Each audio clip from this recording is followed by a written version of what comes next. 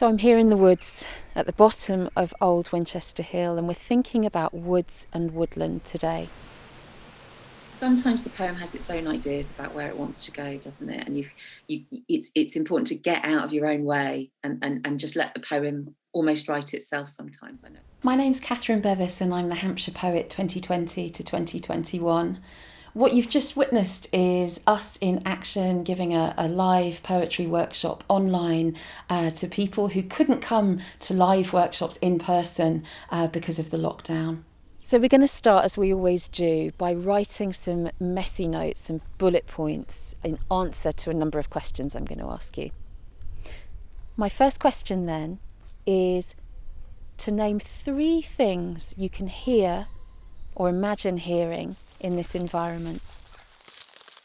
In collaboration with Hampshire Cultural Trust and South Downs National Park, we brought the outdoors, indoors, filmed in lots of amazing locations, and then sat together as a group to write poems inspired by the natural world. All right, so how did people find that this week? I found it hard to know how to start off. I did 3 or 4, and then afterwards I gave myself a good talking to and got on with it. All sorts of amazing people have taken part.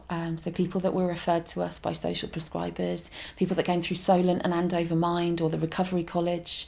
Some people were shielding, some were isolated or lonely, some were furloughed or had just been made redundant. And we all came together to see if we could make ourselves feel a little bit better and understand ourselves a bit better by writing poems together.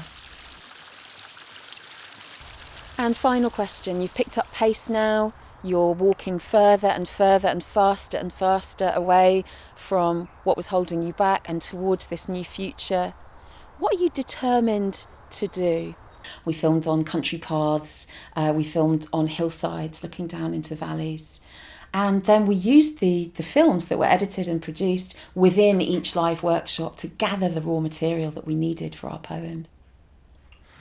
So we're here again at the Seven Sisters in East Sussex, part of the coastline that belongs to South Downs National Park. And we're here today thinking about the seascape as an environment and thinking about letting that environment in our poems actually grow up through us. Great stuff. All right, let's go round then. If people want to read out, it'd be really, really lovely to hear these.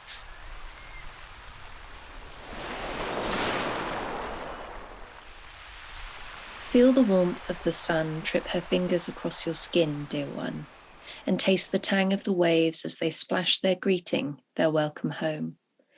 Your feet are grains of golden sand that rise in cities crafted by tiny fingers to the knobbly pebbles of your knees.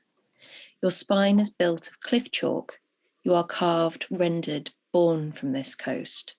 From your hair flies the gulls whose mischief has always been at one with the churnings of your heart. Into the sky that rises swift from your brow they go, cawing to the beat of the salt and brine that thrums in your heart.